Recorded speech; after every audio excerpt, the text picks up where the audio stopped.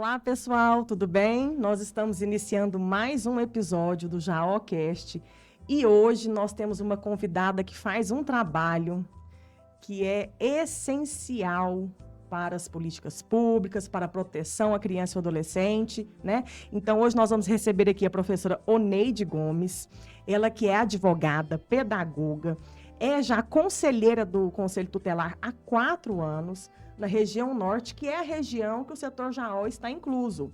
Inclusive, a professora Oneide, ela recebe todas as denúncias que a gente faz, que os moradores fazem, e ela vai até o local averiguar se realmente a criança está em estado de vulnerabilidade, né? Ou se está sofrendo algum tipo de violência. Então, Oneide, muito obrigada por você ter se disposto a participar desse bate-papo. E a gente quer conhecer um pouquinho mais de você, tá? Então, se apresente, por favor, e começa falando pra gente o que é o Conselho Tutelar. Adriana, é um prazer imenso estar aqui no JaóCast com vocês.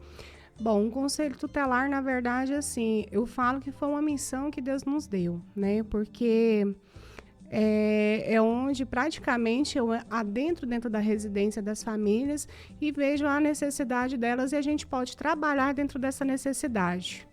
Né? Exatamente. E assim, Oneide, como é que é a área de atuação? Primeiro, o que engloba a região norte? Quantos bairros são? Qual que é o local? Adriano, nós atendemos na região norte 152 bairros, né? A princípio, o pessoal tem muito aquela visão de que o conselho é autônomo, independente, né, não jurisdicional. Então, assim, se a gente for falar em si para a comunidade não vai entender.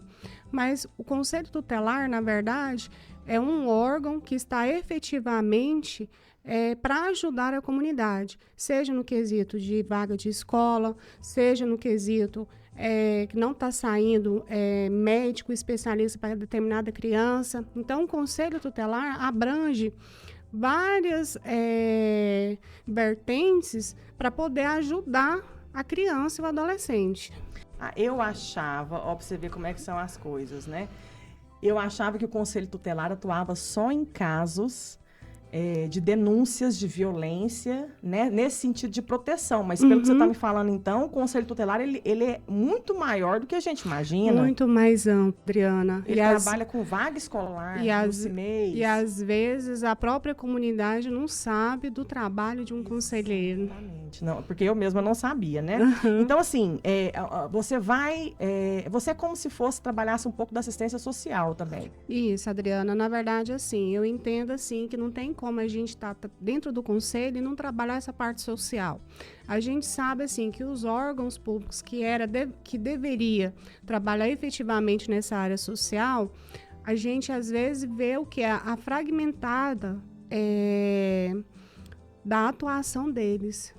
Então, assim, se eles não fazem, né, essa atribuição, a gente do conselho, eu particularmente, Oneide, eu não espero. Na verdade, nós saímos batendo de porta em porta, pedindo ajuda, né? Sejam comerciantes, seja alguém da família, seja algum amigo, para a gente poder sanar certas dificuldades da família.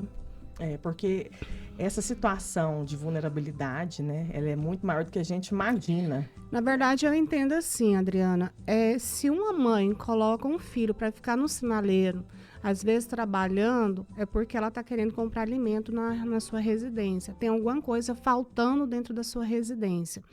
Então, se é questão de alimentos, a gente trabalha, né, conscientizando os amigos, a sociedade, de fazer essa parceria e poder ajudar essa família, para que essa criança não vá para o sinaleiro, né, colocando ela a risco, né, e, de certa forma, também ajudando essa mãezinha, trabalhando na base familiar. Então, essa é a nossa tese dentro do conselho de trabalhar dessa forma. E assim, são quantos bairros que você falou? 152 bairros. 152 bairros, para quantos conselheiros que são da região norte? São 5 conselheiros para 152 bairros. Então, assim, a demanda do serviço é imensa. É grande, porque a gente recebe denúncia, no caso do Disque 100, pela delegacia, né, que às vezes pede para a gente estar averiguando alguma denúncia que chega com eles, do hospital também, e também da própria escola, né? Tem até questão de meninos que não estão frequentando aquela evasão escolar, também é remetido para a gente, conselheiro. Até a evasão escolar. Isso. Mas vocês conseguem visitar todos? Adriana, a evasão escolar a gente não consegue. Não consegue. Aí a gente encaminha carta, a gente faz a ligação, porque assim, se a gente for deixar de atender determinada denúncia referente a crimes contra a criança, um exemplo, estupro de vulnerável, lesão corporal, que a gente coloca como um indicativo gravíssimo para atender uma evasão escolar, a gente está deixando aquela criança, né, até então no nível grave, né, deixando desamparada. Né? Uhum. Então a gente prioriza mais a questão de crimes, né, com relação à criança e adolescente, e a questão da não que a evasão escolar não seja um crime, né, porque acaba como um abandono intelecto, né, mas a gente faz a comunicação via telefone ou então uma carta que a gente manda para a família. Qual é a maior causa, Neide, de evasão escolar? Adriana, pelo que eu tô vendo, assim, adolescentes muito novas já gestantes, adolescentes que não querem estudar mesmo, que querem ficar conversando com amizade, ou então tá querendo namorar. Então, assim, dizer neles que não se enquadra, não querem mais estudar. Basicamente, são esses dois casos. E aí falta uma estrutura familiar também, né? Para levar esse adolescente a se interessar e entender da importância do estudo, né? Eu brinco assim, mas uma brincadeira de verdade, né? Que a base familiar é tudo. Então, se você, desde criança, ensina o seu filho a priorizar a educação e a ele entender que a educação vai dar reflexo no futuro, né, positivamente, eu acho que seria esse o primordial da família. Agora, chega um momento que quando ele está adulto, a família às vezes quer pegar muito no pé, só porque assim, vai chegar um momento que o adolescente ele vai surtar, ele vai querer, de certa forma, coagir a família dele, né, eu não quero estudar, eu vou sair de casa. E a família, às vezes, ela colocar a sua autonomia de responsável, eles deixam. Às vezes, eles falam assim, vou ligar pro conselho. Aí eu até brinco. Falei, peraí, o conselho, que, na verdade, assim, a gente não tem contato com adolescente. Eles não nos conhecem. Você tá todo dia, eles te vê como pai, como mãe. E você não tá tendo essa autoridade perante ele, imagina com uma pessoa desconhecida. Não, e acaba que tudo deve cair para o Conselho Tutelar, como cai para a Polícia Militar, né? Tudo. Porque, assim, já vai fazer 8 anos de Conselho de Segurança. A árvore caiu, chama a polícia. O carro bateu, chama a polícia. O gato pendurou no telhado, chama a polícia, né? Tá tendo uma enchente, chama a polícia. Então, assim, aí, por último, tá tendo um assalto, chama a polícia. Adriana, né? Só pra você ver, essa noite nós estávamos no plantão, a mãezinha ligou e falou assim, Neide, meu marido não quer entregar a criança porque tem uma guarda regularizada, né? Eu falei assim, mãezinha, então procura seu advogado, entra com descumprimento de decisão. Então, o Conselho Tutelar não resolve nada. Tem momentos que a família quer que a gente pegue a briga deles. E mesmo porque o conselho não pode entrar na casa desse pai e retirar a criança à força. De maneira nenhuma, Adriana. Não pode. Não Isso pode. Aí geraria um processo contra você como conselheira, né? Com certeza. Mas as pessoas não entendem. Não. Porque tudo é a Polícia Militar, tudo é o Conselho Tutelar, Às vezes eles não querem escutar o não. Isso está além da minha atribuição. Exatamente. Então, e tem consequência, gente. E tem consequência. É o que eu falo muito, por exemplo, dentro do JAO. Já tivemos altas discussões sobre isso. Tem um morador de rua. O que a gente tem que fazer com esse morador de rua? A gente tem que ligar para a assistência social da prefeitura, pedir para que ela vá até o local, converse com ele, convença ele a sair da rua e ir para o abrigo. Mas isso fica ao querer dele, né? O que o morador faz? Ele fala, não, você tem que ligar para a polícia. A polícia vai lá tirar. Eu falo, gente, o policial, ele não pode retirar esse morador. Porque pode haver, inclusive, um procedimento administrativo disciplinar contra ele. Abuso de autoridade. Abuso de autoridade. Então, assim, a gente tem que entender os limites da lei, trabalhar dentro desses limites, para até não se prejudicar como profissional, né? Tudo tem um limite. E assim, eu queria falar com você um pouquinho das consequências que você vê no seu dia a dia da violência e do abandono. As crianças, principalmente, são os mais vulneráveis. Com né? certeza. E são inúmeros casos, né, Oneide? Como é que você poderia falar um pouco sobre o que acontece com as nossas crianças aqui da região norte? Adriana, eu entrei no conselho em 2020 e eu peguei bem na parte do surto, né? Que teve a questão do Covid. Então, a gente entende, assim, que foi um momento que todas as famílias estavam na sua residência. Eu acho, assim, que a sociedade em si nunca passou do pai e da mãe conviver 48 horas dentro de uma residência com seus próprios filhos. E chegou um momento que eu acho, assim, que eles surtavam, porque eu nunca vi tanta denúncia que teve nesse período de pandemia. Crianças que estavam sendo, pegavam o ferro, toda marcada pelo corpo. Crianças que... Ferro de passar roupa? Ferro de passar roupa. Crianças que estavam recebendo castigo de cabo, de televisão, de som, com o corpo todo marcado. Pai que mordia a criança, que tinha marca de mordida mesmo da boca, né, da parte dentária, no bumbum da criança, nas pernas da criança. Então, assim, foi um período, assim, de um surto mesmo.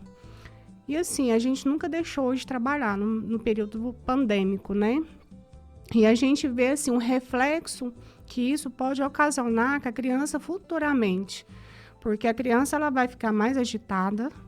A criança vai ficar, às vezes, ela vai falar assim, o menino na escola tá briguento, o menino na escola tá indisciplinar, mas isso tudo é reflexo dentro de casa. Porque se os pais, se as mães são agressivas com a criança, logicamente que a criança também vai ser num ambiente escolar com seus outros coleguinhas. Porque é uma forma deles falar para vocês, tipo assim, gente, eu tô precisando de socorro. Exatamente. Então, assim, se as famílias não começarem a se autopoliciar, vai ter um momento que nem a própria instituição educacional vai dar conta das nossas crianças. Eu fico pensando na questão da terapia, né? Essas famílias tinham que ser tratadas terapeuticamente, porque como é que você cessa um ciclo de violência se não tratando os indivíduos dessa relação de forma particular na terapia, né? O Estado tem estrutura para tratar essas famílias? Na verdade, tem, sim. A gente faz um encaminhamento para o CREAS, né? O CREAS que faz esse atendimento psicossocial com as crianças, né? E com as famílias. Só porque, assim, lá não tem uma quantidade de psicóloga para toda a demanda. A demanda é muito alta. É muito grande. Então, assim, geralmente as famílias, elas são retiradas desse programa, né? E muitas das vezes elas também nem vão. A gente marca o acolhimento, elas passam pelo primeiro acolhimento, né? Com a assistente social, passa pela primeira sessão com a psicóloga e depois elas deixam de ir. E aí não resolve o problema, e não o ciclo resolve. continua. E assim, tem certa forma que a gente não pode obrigar. Porque, querendo ou não, a família tem o direito de escolha, né? E nós, como órgão não jurisdicional, a gente também não pode fazer uma decisão compulsivamente, né? Não pode. Para que essa família venha fazer o tratamento. E isso reflete muito na violência que a gente vê depois nas ruas, né, Oneide? Porque, às vezes, essa criança tratada dessa forma, com extrema violência, vai, na adolescência, refletir isso na sociedade. Na verdade, Adriana, quando ele se tornar adolescente, a violência vai partir dentro de casa. Porque eu já tive casos que a mãe já nos ligou desesperada que o filho estava agredindo ela. E quando nós chegou lá, ela estava com a boca toda cortada de murro que ele deu por causa de um celular que ela não quis dar para ele. Mas ele era agredido quando criança? Me tira essa dúvida aqui. Ele foi uma criança que sofreu violência? Na verdade, ele foi uma criança que nunca escutou um não. Tem a questão da falta de limite também, né? Nunca escutou um não. Tudo era assim.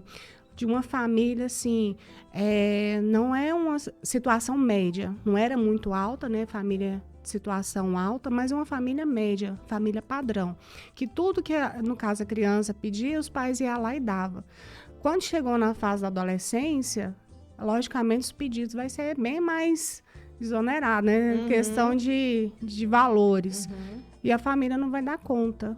E nesse momento que ela vai falar não. E quando falou não, por um celular iPhone, no caso adolescente, revoltou, né? Agora deixa eu te perguntar, então vocês atuam na situação inversa também? Vocês também atendem pais que são vítimas de violência de adolescente? Existe essa situação? Assim? Na verdade, assim, muitas das vezes os pais não procuram, né? Só porque nesse quesito, quando envolve a questão do adolescente estar nessa situação, Adriana, a gente fica um pouco assim, de mãos atadas. Por quê? Porque a lei fala assim que a partir dos 12 anos de idade prioriza a vontade do adolescente para nós conselheiros. Então, se um adolescente falar assim, ô Neide, eu não quero ficar com a minha mãe. Meu filho, com quem que você quer ficar? Não, quero ficar com a minha tia. E se a tia aceitar? A gente é obrigado a fazer a vontade dele. A fazer a vontade dele. E nem sempre é o melhor para a criança. Não é. Porque às vezes ele não tem a consciência ainda formada do que é melhor. Teve um caso, Adriana, de uma adolescente, logicamente que vem o quê? N situações que aconteceu na vida dela até ela chegar nessa fase. Mas chegou o momento que eu tive que retirar ela da residência, né, da casa da mãe, por questão de abuso sexual. Entreguei para a avó. Chegou o momento que a avó também não estava aguentando, porque como foi muito tempo sofrendo a violência, logicamente que a sexualidade dela ficou muito aflorada pela idade dela. Então chegou um momento assim que os olhos dela já tinham desvendado pros rapazinhos, né? E a avó dela chegava e falou assim, Neide, eu não dou conta mais. Ela tá o tempo todinho querendo namorar. E eu acho que eu já segurei o tempo que eu pude segurar. Aí nós fomos olhar a idade da menina, 16 anos. Então a gente ficou o quê? Praticamente 3 anos segurando ela para que ela não tivesse um relacionamento. E quando o juiz determinou voltar para a mãe, ela começou a fugir. Ela era vítima da mãe ou do pai? Do padrasto. Do padrasto. E o padrasto saiu da casa? Saiu da residência, por isso que a juíza mandou voltar. Só que a mãe foi omissa ou não tinha conhecimento? Não, a mãe até então não tinha conhecimento e quando teve conhecimento, ela não quis acreditar na adolescente. Por isso que a gente fez a retirada. E quando ela teve conhecimento, a primeira coisa que ela fez foi dar uma facada na mão dela. Da adolescente? Da adolescente. A mãe esfaqueou a filha. Esfaqueou para que ela não pudesse falar. Para ela ficar calada, para ela parar de mentir. Mas ela não foi presa, não? Porque isso é... Não, porque não chegou a questão do flagrante. Ela respondeu o processo, pagou em liberdade. Mas ela está respondendo o processo por lesão corporal. Tá. Aí a juíza entendeu para retornar a criança para esse lar. Adolescente, né? Para esse lar. Aí ela retornou. Só porque, assim, a adolescente começou, assim, já ficou muito aflorado, né? A sexualidade dela, ela começou a querer namorar. Aí ela fugia, ficava 2, 3 dias desaparecida. Aí nós ficávamos procurando, divulgando as fotos dela. Nós encontrávamos, retornando pro lar. Aí eu ia lá, puxava a orelha dela. Aí foi até um certo tempo. Aí a mãe dela falou assim, Neide, o que eu faço? Eu falei assim, não, então se ela já tá querendo casar, então deixa casar. Às vezes também o casamento é pra sair dessa situação, né? Eu acho assim que é uma válvula de escape dela, né? E aí ela sai, olha só, vamos fazer uma análise aqui. Ela sai de uma família abusiva, porque a mãe, de certa forma, é também abusiva ao esfaquear a mão da filha para que ela não contasse do abuso do padrasto.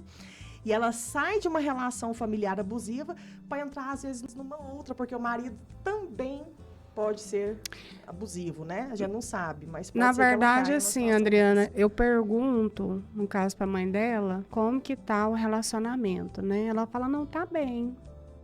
Então, assim, a gente dá a entender, assim, que tá indo bem o relacionamento dela, né, com o companheiro. Logicamente, assim, que eu, como mãe, eu vejo, assim, que é muito nova para ela já pegar essa união estável, né? de certa forma, e deixar, às vezes, até de investir nela mesma, no futuro dela, que ela poderia ter, né? Agora, tudo se torna com mais dificuldade, porque, querendo ou não, às vezes a gente estando dentro, no caso da residência da mãe, ela há a probabilidade dela ajudar, pagar um curso, pagar alguma coisa. Agora, quando ela adquire, né, uma união estável, e quando o companheiro não tem condição, fica mais difícil. E, geralmente, eles param ali. Não estuda, não termina o estudo, não dá continuidade. Contínua, um ciclo de vulnerabilidade, né? E a gente pode perceber que a violência contra a criança ou adolescente está muito ligado também à violência contra a mulher, né? Sim. Você já viu alguns casos? Sim. Você percebe isso? Na verdade, assim, eu tenho um caso também que o companheiro, ele coloca a mulher, 2 crianças, né? Um adolescente, uma criança, para ver ele cheirar a droga, ele tomando banho e cheirando droga ao mesmo tempo. Então, tá uma pessoa assim que não se controla com o seu próprio vício. E eu, assim, uma das formas que eu até perguntei por que coloca todo mundo para ver ele tomando banho e às vezes cheirando a droga, né? Eles falam assim, para não ligar para a viatura. Então, eles têm que ficar 2 horas. Porque se sai, liga para a viatura, pega ele em Ele flagrante, cria né? aquele pensamento de que saiu dali. Ou seja, ele deixa eles presos no ambiente para que eles não possam chamar ajuda. De E jeito ele se nenhum. torna violento após o uso da droga. Na verdade, assim, a violência é só contra a genitora.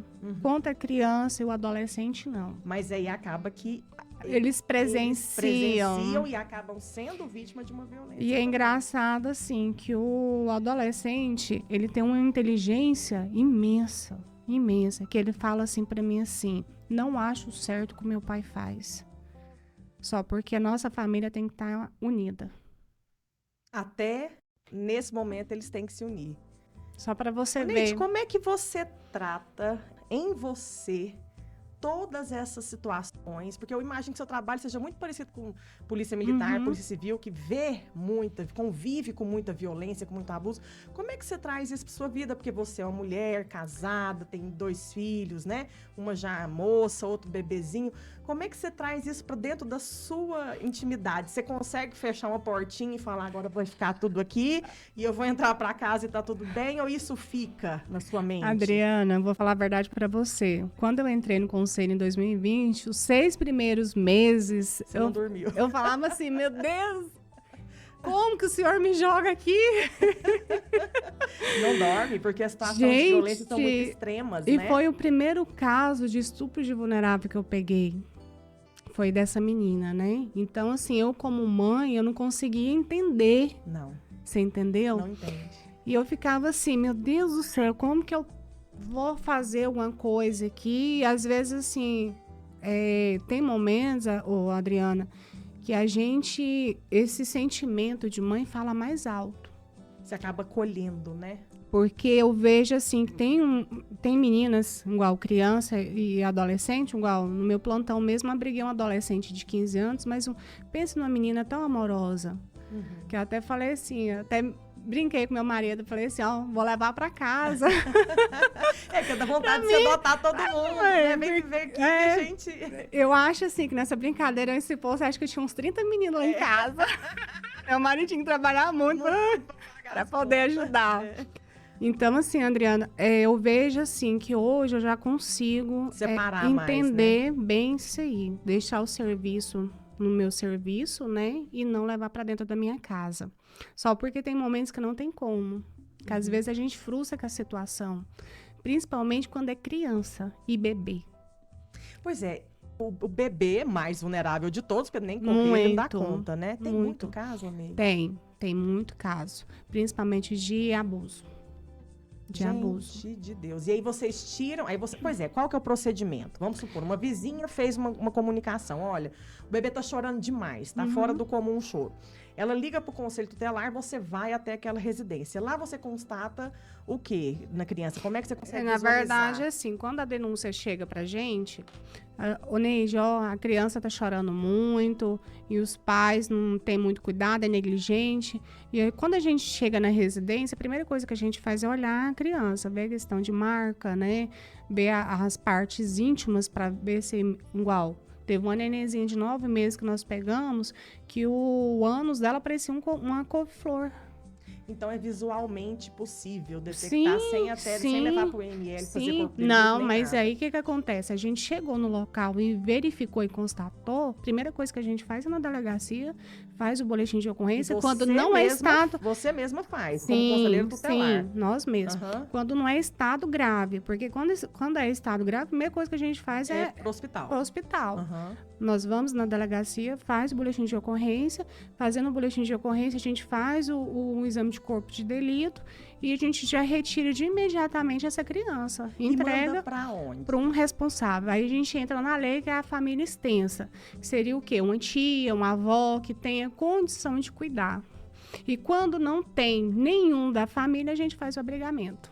Que é, por exemplo, um abrigo Niso-Prego. Isso. É um dos locais, mas aí quem Isso. determina é o juiz. Não. Não? O próprio delegado? A gente mesmo, Vocês conselheiro. mesmos? Isso, Você a pode- gente então vai vocês- lá e abriga. Ah, então você pode pegar essa criança e levar para o Sim, Niso-Prego sim. sem autorização judicial. Sem autorização. A gente só faz a comunicação. A comunicação. Isso. E aí depois, judicialmente, vai se resolvendo. Depois que faz o inquérito, né? Levanta quem são os culpados, já processa-se os culpados, e aí o juiz vai determinando a situação da Na criança. verdade, a juíza vai verificar, né, de acordo com a investigação, no caso da delegada, e vai verificar se alguém da família tem culpa ou não. Não tendo, né, se Você vai isentando, a criança retorna.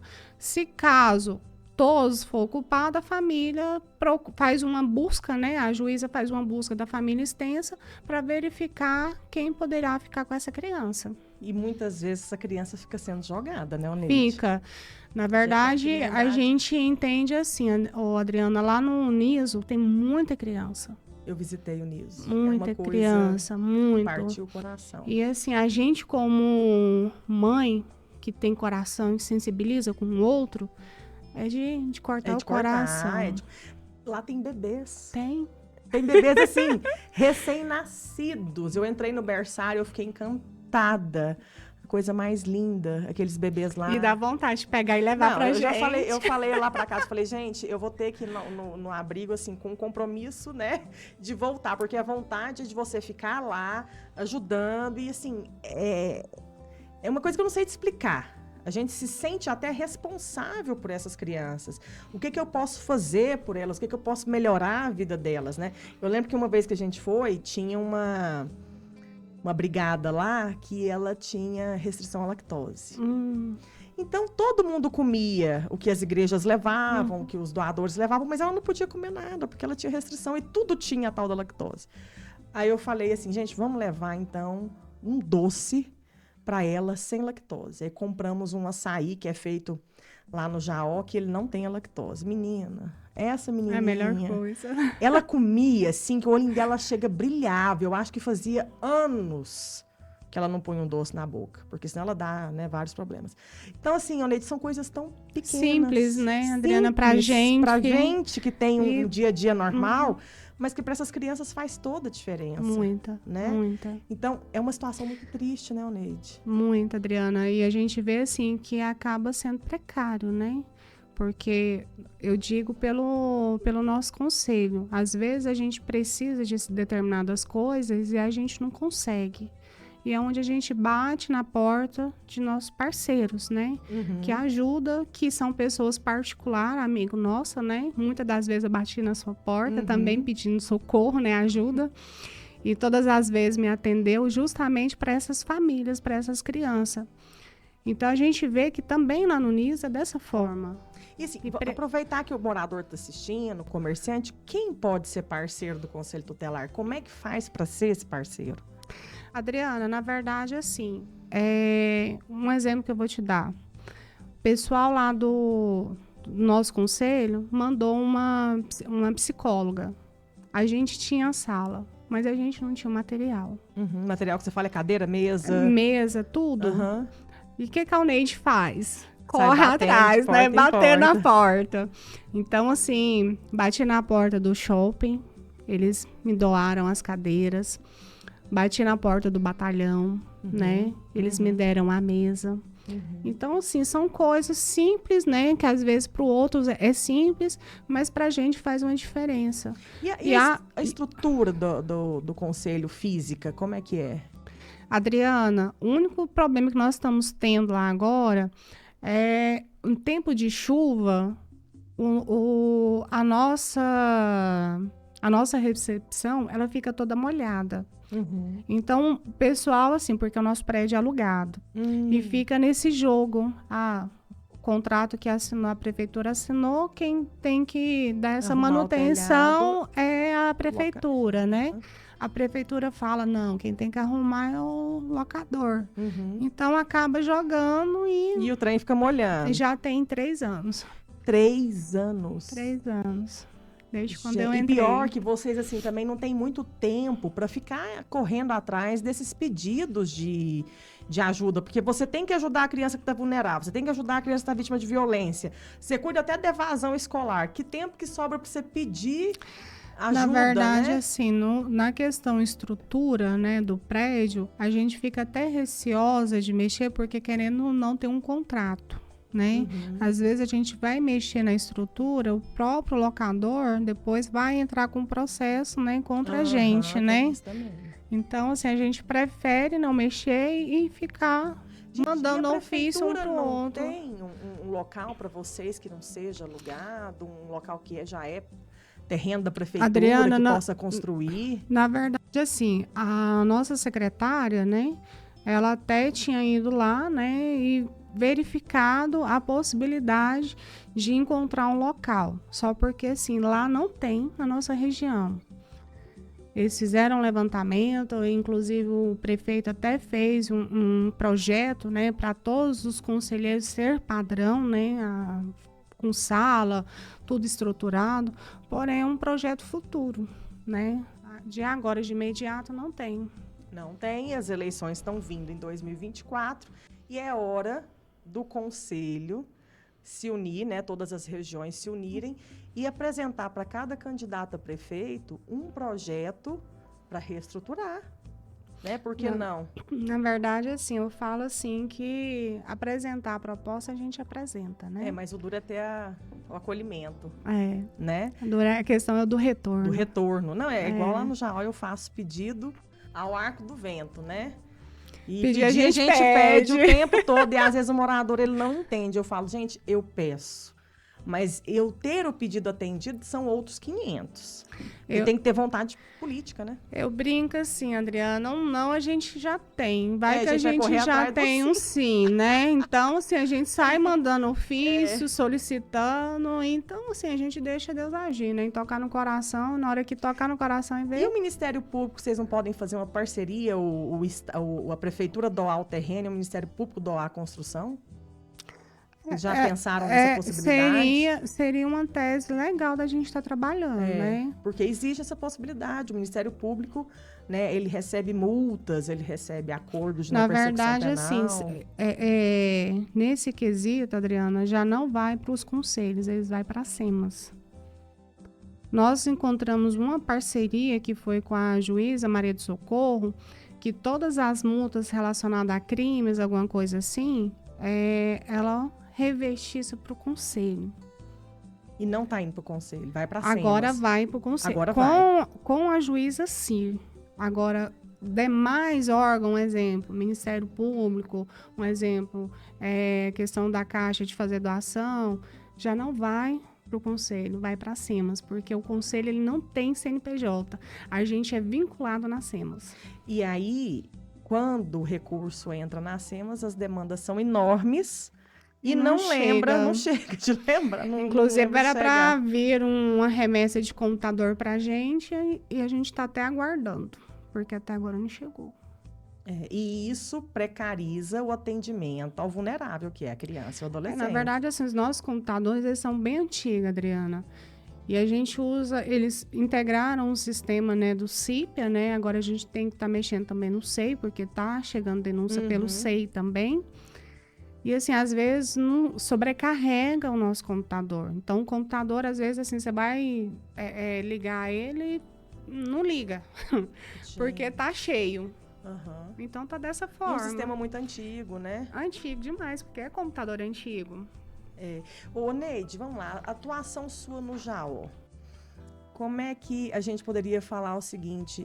Tem uma criança, eu já recebi assim de moradores. Olha, tem uma criança que ela chora muito. E eu acredito que esse choro não seja um choro de manha, seja um choro de alguma coisa que ela está sofrendo, que ela está vivendo. Como é que o morador deve agir? Para quem o morador liga? Porque às vezes é tudo sobrecarregado, né? Todos os sistemas são sobrecarregados. Ela liga na viatura e a viatura está em uma outra ocorrência, né? Está atendendo ali uma vítima de assalto, um homicídio na região norte, porque a viatura também atende cento e tantos bairros, né? O 9º Batalhão atende cento e tantos bairros. Como é que essa pessoa pode pedir para averiguar isso? Esse morador comum que está ali ouvindo essa criança e desconfiando de alguma violência. Adriana, ele pode estar ligando pelo Disque 100 ou então no telefone do próprio conselho, que é o 35 24 24 04, e formalizar a sua denúncia. Lembrando que não precisa se identificar, a pessoa só passa a informação do endereço, né, do que está acontecendo e se tiver ciência do nome da criança. Somente Ou isso. Ou seja, pode ser uma denúncia anônima. Pode. Né? A pessoa não precisa se expor. E aí o conselho vai até o local verificar o que está acontecendo. Sim. Aí essa denúncia, ela é distribuída, no caso, para a gente, 5 conselheiros, né? E o conselheiro que ficou responsável pela aquela denúncia, no dia do seu plantão de dia, ele estará indo ao local para verificar a denúncia. A maioria das denúncias procedem? Ou tem muita denúncia sem pé nem cabeça? A maior parte das denúncias são brigas de guarda. Brigas de guarda. Fala assim que o pai está sendo negligente, a gente vai lá, verifica e a situação não procede. Às vezes o pai fala que a mãe está sendo negligente, que a mãe está espancando a criança. Nós chegamos no momento lá, não tem. Aí não procede a denúncia. E geralmente essas denúncias são arquivadas. Ou seja, tá perdendo tempo, né? Tá trabalhando, correndo atrás, perdendo tempo, ao invés de... Poderia estar socorrendo uma outra criança que realmente estaria precisando da gente naquele momento. Pois é. O Neide, voltando no abrigo Niso Prego, depois que essa criança vai para lá e ela entra no processo judicial, ela pode ou voltar para a família ou ser colocada para adoção. Sim. Né? Na verdade, assim, a criança ela fica até 18 meses no abrigo. É o máximo que ela fica? O máximo que ela fica. Desses 18 meses, aí a juíza entende o seguinte, que ela pode prolongar esse tempo, né, para verificar ou algum fato novo, ou então alguma coisa que precisa desse tempo de prolongar um pouco, para verificar se realmente a família tem estrutura para receber novamente essa criança, ou então ela faz a destituição do poder familiar da família e já coloca para adoção. Isso. Pra adoção. E essa criança, para adoção, ela fica no Niso Prego também? Fica no Niso Prego. Aí entra na questão da fila de espera das famílias que estão aguardando para adotar. E tem muitas, né? Muitas. Geralmente a fila de espera também é imensa. Pois é, tem muitas crianças para serem adotadas e muita gente querendo adotar. O que empaca esse meio termo aí? A parte burocrática, né, Adriana? A verificação se a família tem condições, né? Porque também pegar uma criança numa situação de vulnerabilidade, violência de abuso, e jogar ela para outra situação de abuso também complica, né? Na verdade, então, assim, eu entendo o seguinte, igual, teve um caso que nós atuamos se não me engano, foi 2 crianças que foram adotadas. Eram irmãos. A mãe, né? No caso, assim, a suposta mãe, né? Que adotiva, ela queria adotar porque o sonho do seu companheiro era ser pai. E até então ela não podia engravidar. Só porque as crianças ela era moreninha. Uhum. No começo, maravilha. Depois que saiu a decisão de que as crianças seria, adoção, né, para eles, destinado para eles, eu acho que foi um impacto para ela que ela começou o quê? A rejeitar as crianças. Uhum. E são famílias de alto padrão. É? É, alto padrão. Era médicos. Então, assim, e chegou um momento assim que os dois estavam convivendo em casa separada por causa das crianças. Gente, e aí? Ele ficou com a criança? Ela ficou? Ele ficou com a criança. Ela ficou em outra residência porque ela não aceitava as crianças. A gente tem que falar sobre isso, é um assunto complexo que nem Muito. todo mundo está preparado. Quer ou estar, ou, né, ou gosta de ser mãe ou pai e tá tudo bem. Desde que não tenha. A partir do momento que você teve, aí você tem a obrigação de cuidar, dar todo o suporte emocional e tudo. Mas nós temos que tratar dentro da sociedade, é um tema que tem um tabu muito grande, eu não quero ser mãe, eu não tenho essa vontade, eu não tenho esse desejo e tá tudo bem. Não é todo mundo que precisa ser mãe. Agora, o que acontece é que essas pessoas que não querem, não têm esse desejo, têm a maternidade indesejada, às vezes, ou no caso, por uma pressão, né? Adoção. E nesse caso, quem sofre é as crianças. São as crianças. Porque elas vão ficar com um vulneráveis. transtorno psicológico o resto da vida, porque ela já foi rejeitada pela família biológica. E agora ser rejeitada novamente. Família adotiva, é a revitimização, né? E aí eu falo assim, a gente tem que tratar a questão dos métodos contraceptivos e na adolescência, né? Para que evite que essas crianças tenham crianças e tenham esses problemas que depois vai gerar um trabalho para o Conselho Tutelar. Na verdade, Adriana, graças a Deus, assim que eu falo assim, que a nossa lei com relação à laqueadora, ela modificou. Porque eu atendi uma mãezinha que ela tinha 11 filhos, estava grávida do 12º filho. E eu não vou mentir para vocês, não. E para mim foi um impasse muito grande, porque ela não conseguia fazer a laqueadura, porque os partos dela todos foram normais. Né? E ela não tinha idade, né? E não tinha idade. E só porque assim, a rede particular fazia a laqueadura dela. E ela não tinha dinheiro. E não tinha condição de pagar. E nós fizemos uma rifa. Uhum. E nessa rifa eu falei para ela, não, então a gente vai fazer a laqueadura. Uhum. Só porque assim, a necessidade dela foi tão alta, é onde a gente trabalha com família em situação de vulnerabilidade. E se a gente bem pensasse, a gente tinha passado o dinheiro para o médico. Uhum. Na verdade, a gente passou para ela poder fazer o pagamento. E ela não pagou. Aí o que aconteceu, Adriana? O aluguel estava atrasado. Ela com 11 filhos. Quitou o aluguel. Não tinha alimentação. Comprou comida. Marido é usuário de bebida alcoólica. Pegou uma parte também e bebeu. Então chegou um momento que ela falou assim, Neide, eu só tenho 1.000 e pouquinho. Do dinheiro. E não dava. Aí eu falei assim, tá, então agora nós vamos tentar então pelo SUS. Chegou o momento que aí ela ganhou o seu 12º filho. Aí eu falei assim, agora já que a lei mudou, nós vamos tentar fazer agora, né? Com esses tanto de menino que você tem, nós vamos tentar agora, pra você não ter mais outro, né? Tá grávida 13º. E agora vai fazer Qual que é a lei? Qual foi a mudança legislativa que teve nesse sentido? É porque agora tá assim, diminuiu a idade, né? E a questão do parto. Tendo 3, agora já aceita. Então tem que ser no mínimo 3 e a idade diminuiu. Era quantos Se eu não me anos? engano, agora é com 21. Com 21.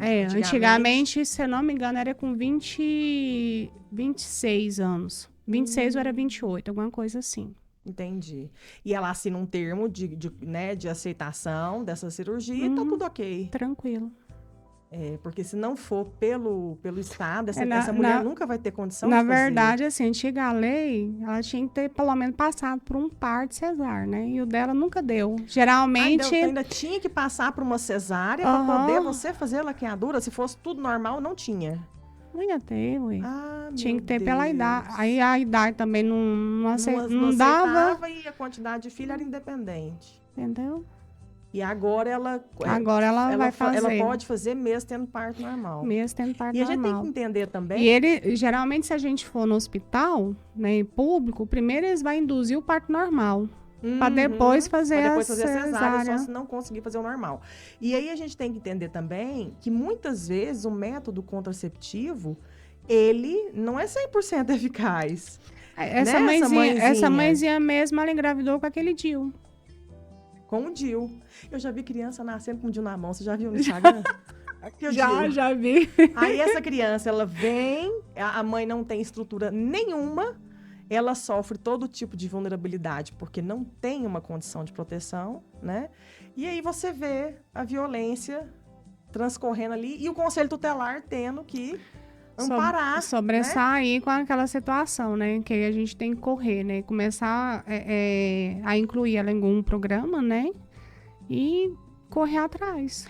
Neide, poder ajudar. Tem alguma história feliz, de final feliz? Alguma história assim que deu tudo certo e ficou todo mundo bem? Essa criança foi tratada? Essa criança se recuperou emocionalmente? Adriana, eu tenho um caso de uma adolescente que ela colocava veneno na comida para a avó comer e morrer. A família inteira. Meu Deus. Porque a família dela era toda desestruturada. Uma família tóxica, né? Então assim, o que eu conversei com a avó? Nós vamos encaminhar ela, no caso, para o CAPS, e nós vamos fazer acompanhamento com a psicóloga. E quando tiver algum pensamento ruim, eu vou te incluir em algum programa. E eu não vou mentir para você, não. O programa que até então que eu encontrei foi o grupo de jovens. Uhum.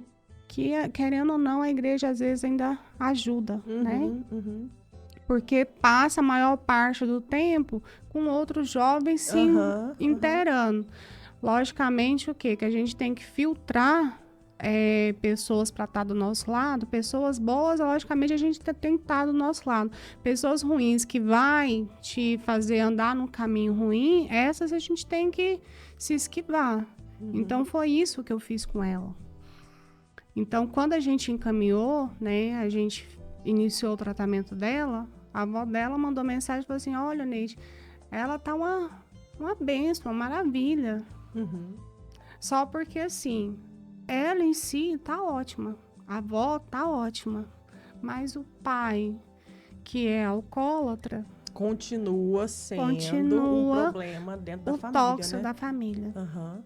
E aí ele agride, né? Ele usa da violência verbal, que às vezes dói muito mais do que um tapa na cara. Então, assim, a gente tem que tentar, assim, conscientizar esse pai. Quando ele tá sóbrio, ele entende que ele tá errado. Tá errado, mas na hora que bebe, ele já esquece tudo. Tudo. E aí tem até o CREDEC, né? Que é uma internação para abusos de álcool e drogas, que a pessoa é encaminhada pelo CAPS e vai voluntariamente, porque não é compulsório, mas ela tem que querer e tem que ter um encaminhamento também. É isso que eu ia te falar agora, Adriana. Geralmente, quem tem algum vício, alguma coisa, a primeira coisa é que ele não entende que ele é um viciado. Ele não admite. Não admite. E aí ele vai ficando. Ele aceita você falar tudo, mas não falar que ele é um viciado. E às vezes, para aderir a um tratamento desse, ele tem que ser voluntário. Ele tem que falar assim: eu quero mudar. Exatamente. Enquanto ele não falar que ele não quer, que quer mudar, a gente fica de mãos atadas. Fica de mãos atadas. E às vezes passa uma vida inteira, né, Neide? Mas assim, o que me deixa alegre, Adriana, é que essa menina tá bem, que essa menina filtrou as coisas improdutivas que o pai fala para ela, então ela colocou a cabecinha no lugar. Ela se terapeutizou para entender essa situação de contexto de violência doméstica, Sim. né? E até então a gente vê o seguinte, que até a avó fala, Roneide, ela tá super bem, ela já tá querendo trabalhar, porque ela tá querendo comprar as coisinhas dela, ela gosta de maquiagem. Então a gente vê o quê? Que ela mudou. Então foi um caso de sucesso, né? Partiu dela, ela quis mudar, porque ela não quis afundar mais ainda naquela vida que ela estava vivendo. Que bom, né? Ela saiu do ciclo. Sim, ela quebrou, né, na Quebrou verdade. o ciclo. E deixa eu te falar, como é que as pessoas fazem para doar? Se tiver algum morador, algum comerciante que quiser fazer, olha, eu quero fazer uma doação, Oneide, eu tenho aqui leite em pó, eu tenho aqui uma cama em bom estado. Vocês aceitam esse tipo de doação? Aceitamos sim, Adriana. Eu estou no conselho das 8 da manhã até às 17 horas, internamente. Se, porventura, for no conselho, não tiver, porque eu estou atendendo denúncia, mas pode estar me ligando no telefone 85365147. Agora, por a gente estar no período eleitoral, a gente não está trabalhando agora com doação, com recebimento de doação. Por quê? Porque os outros candidatos vão alegar que a gente está comprando voto com relação e a lei existe para justamente proteger disso, né? Sim. E tá tudo bem. Então, assim... Mas depois, do dia 1º de outubro, a gente tá receber ativa, normalmente, a gente está ativa do mesmo jeito. Então, você, morador, que tem alguma coisa na sua casa em bom estado, ou você comprou uma quantidade de alimentos e quer fazer uma doação... Existe família necessitada para tudo. Eu vejo a Oneide distribuindo cesta básica, né? Então, faça a sua doação, ligue para a Oneide e fala, Oneide, eu tenho aqui roupas, eu tenho móveis, eu tenho alimentos. A Oneide manda buscar e entrega para as famílias vulneráveis, Brinquedo, né, Adriana? Tem muitas crianças que às vezes não tem brinquedo. Não tem brinquedo, a gente não consegue visualizar. E às vezes eles ficam assim, quando você chega, às vezes até com um brinquedo, às vezes faltando uma rodinha, alguma coisa assim, para eles é alegria. Mas assim... E feliz, é gratificante pra gente, sabia? Tem tanto brinquedo importado, barato, nessas lojas de atacadão aí, né? Que você anda na Anhanguera, na Independência. Então, assim, às vezes, com pouco dinheiro, você compra muita quantidade e faz a vida de várias crianças melhor, A diferença, né? A diferença acaba interferindo. Nós temos as amigas solidárias, né? Que às vezes elas nos ajudam, né? Igual a nossa brinquedoteca do conselho, geralmente a gente tem que ficar repondo os brinquedos. Por quê? Porque geralmente quando a família vai no conselho, as crianças ficam na brinquedoteca e a família fica sendo atendida. A criança, quando chega lá na brinquedoteca, ela quer um brinquedo. Ela tá brincando com o brinquedo e quando ela vai embora, ela chora pelo brinquedo. Aí vocês dão. Porque ela não tem em casa. Aí que a gente dá? Tá. Aí a brinquedoteca vai ficando sem brinquedo. Vai ficando vazia. Mas pelo menos tem uma criança que ficou feliz, né? Gente, aproveitando, esse programa está sendo patrocinado pelo Dourado Gastrobar. O Dourado Gastrobar está atendendo todas as quartas-feiras na Feira da Liberdade, na Praça Santa Cruz, e eles servem uma deliciosa carne serenada, um cupim grill, uma linguiça artesanal e também um frango. Para quem não come nenhuma carne, tudo acompanhado de arroz, feijão tropeiro, vinagrete, mandioca, e você pode optar por um ou outro acompanhamento. Então, não percam, todas as quartas-feiras na Feira da Liberdade, Dourado Gastrobar, servindo você da melhor forma que ele pode fazer, tá bom? E, Oneide, para a gente terminar o nosso podcast, eu tenho 2 questões para falar com você. Primeiro, como é que a gente faz o diagnóstico da violência? Como, dentro de uma sociedade, você pode se sensibilizar para perceber, opa, essa criança está sofrendo alguma coisa. Você falou no começo que dentro da escola, Sim. Os professores notam uma alteração de comportamento, a criança fica mais agressiva, bate no coleguinha e tudo. Na vizinhança, porque aqui o Jaóquest, a gente está falando de um bairro, né? Apesar que lá dentro do Jaó tem várias escolas. Dentro do bairro, como é que a gente pode olhar e ver uma criança vulnerável sofrendo alguma forma de abuso? Adriana, primeiro a passar a informação é para a coleguinha. Quando a criança ela está sofrendo alguma coisa, ela fala para a coleguinha. Porque quem está sofrendo, ela não fala para a mãe, ela não fala para o pai, ela não fala para ninguém, porque ela se sente coagida e ameaçada. Então, um dos primeiros relatos que ela vai falar é para aquele coleguinha que ela tem mais contato. Aí o coleguinha vai lá, no caso, fala para esse coleguinha, o coleguinha ele reporta para a mãe e para o pai.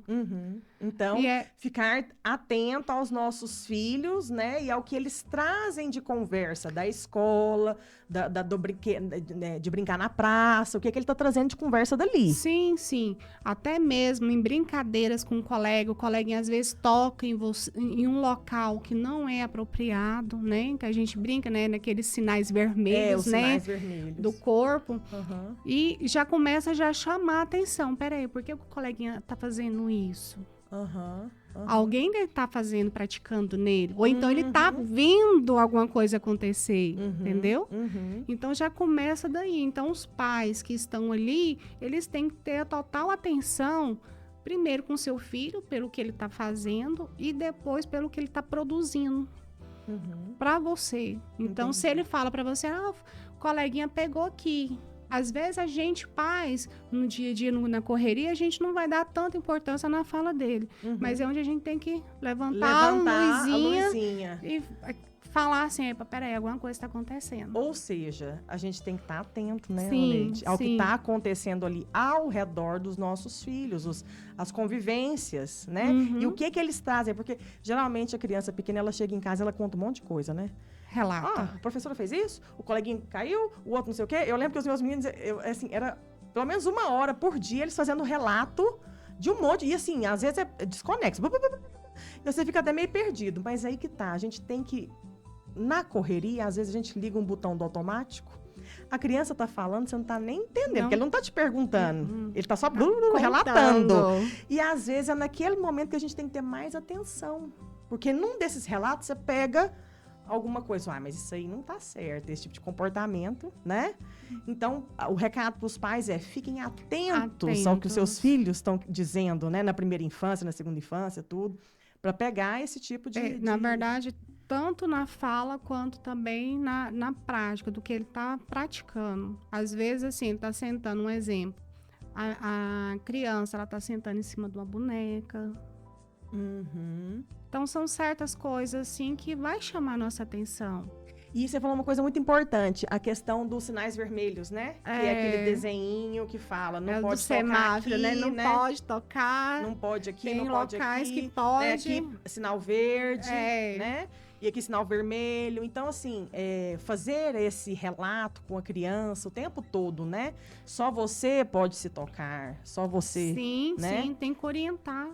A gente, como os pais, né, responsáveis pelos nossos filhos, a gente tem que fazer essa orientação.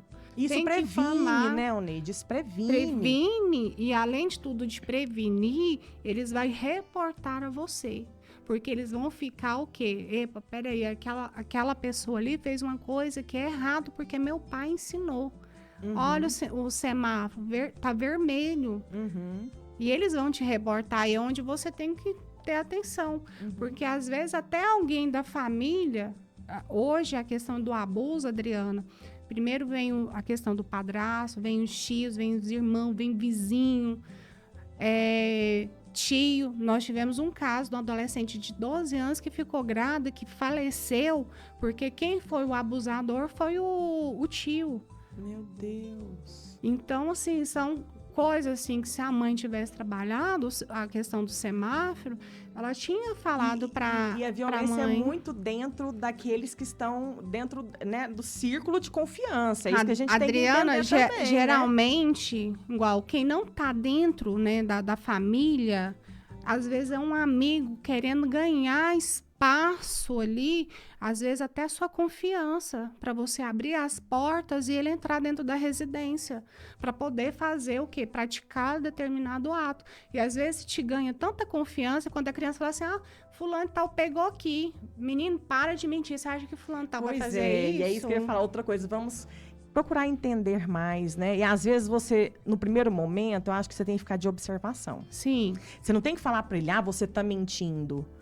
Mas escute, né? Aceite e, fique de olho, observe. Porque nessa observação, você vai conseguir, né, pegar os elementos necessários para formar prova contra a pessoa. Sim, sim. Né? Para não ser só uma coisa verbal. E não deixar chegar no patamar de, às vezes, de assim, acontecer.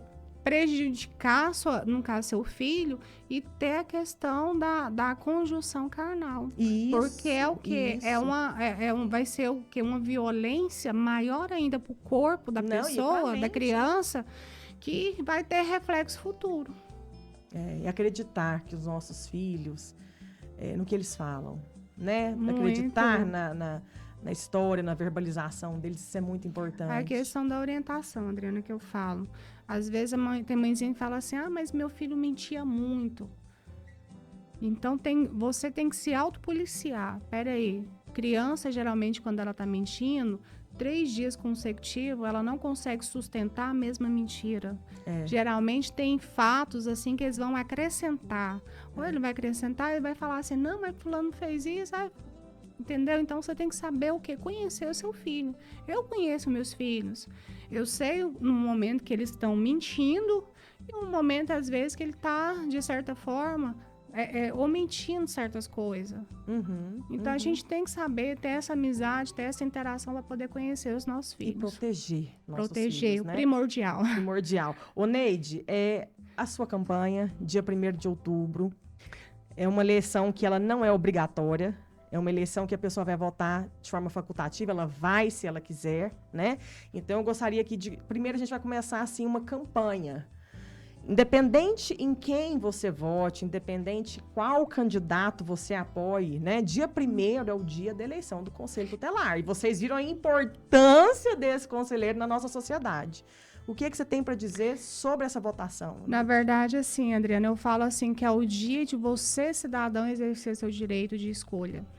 Para você ter consciência de que essa pessoa vai ficar 4 anos te representando.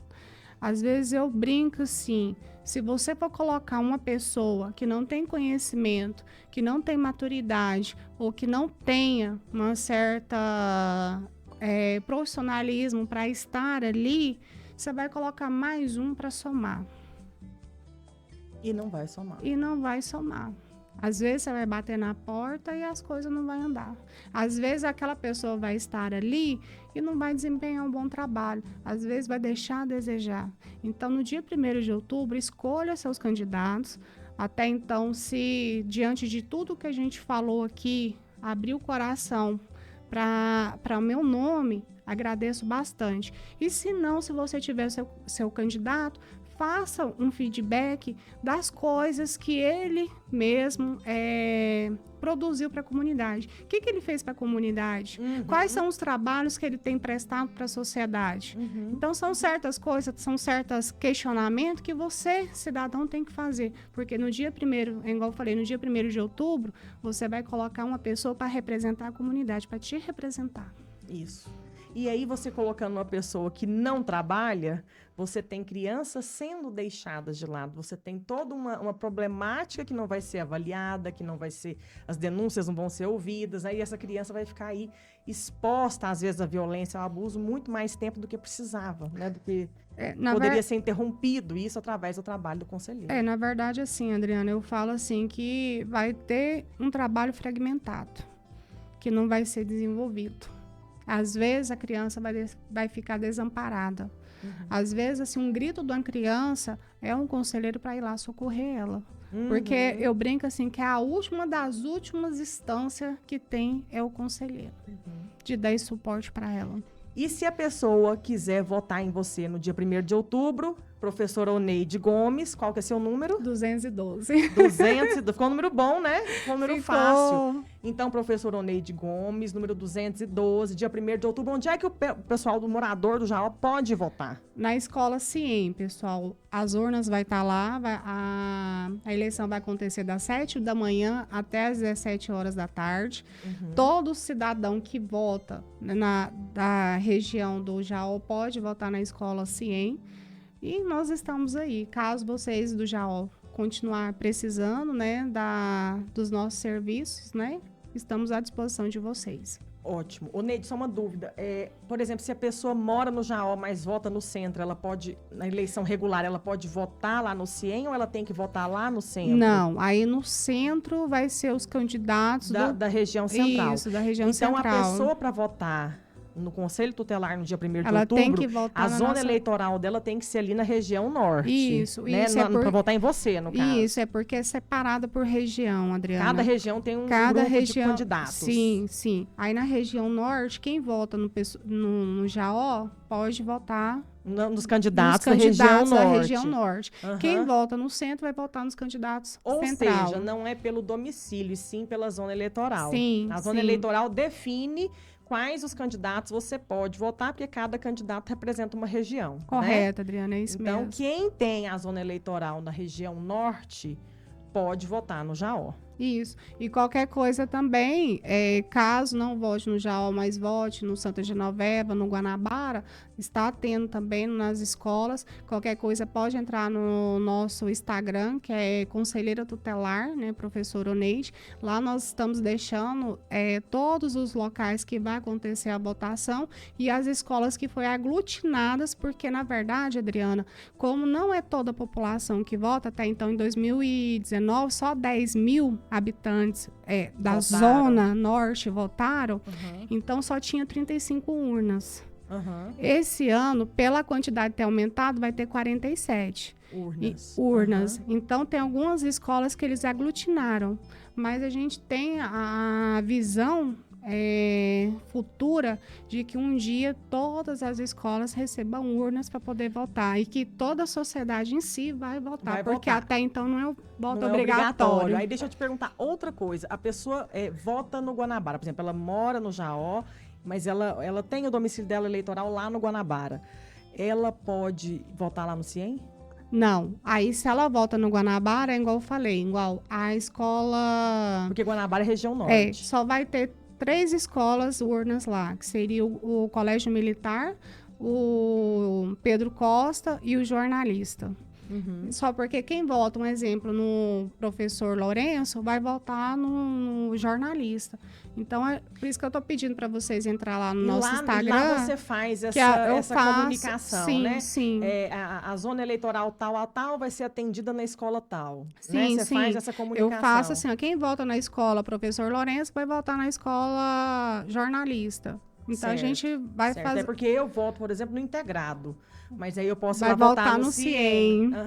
Entendeu? Não, ótimo. Gente, então assim, a Oneide é uma pessoa que tem nos apoiado demais dentro do Jaó.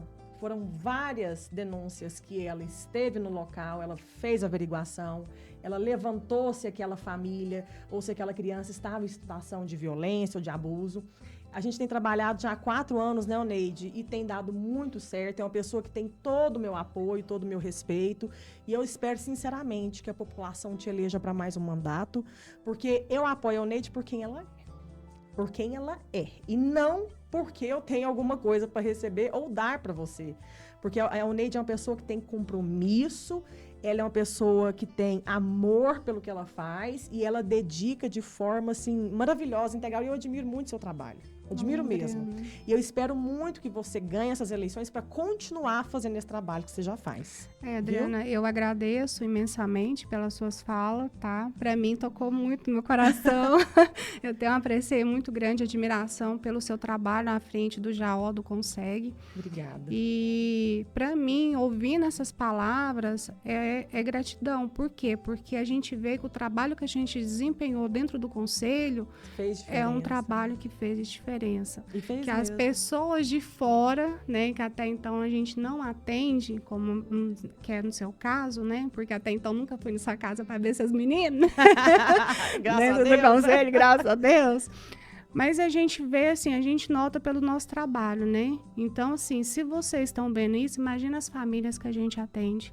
Tanto que deve ser gratificante para elas a gente poder estender a mão a elas. Isso, né? E que continue fazendo isso por muitos anos ainda, viu, querida? Agradeço. Gente, e nós vamos terminando nosso podcast aqui por hoje, lembrando que você, que é comerciante do Jaó, ou da região norte, ou de qualquer lugar de Goiânia e queira anunciar os seus produtos no nosso podcast, entre em contato comigo no telefone que vai aparecer aqui na tela e você vem anunciar, tem planos de anúncio, várias formas de fazer isso, e você vai ser muito bem-vindo aqui, tá bom? E foi um prazer estar com vocês. Até semana que vem com outro convidado falando de temas relevantes para a comunidade. Obrigada, Oneide. Eu que agradeço, Deus te abençoe e boa sorte nessas eleições, viu? Amém. Obrigada por abrir aqui o espaço para mim. Tamo junto. Tchau, gente. Beijo.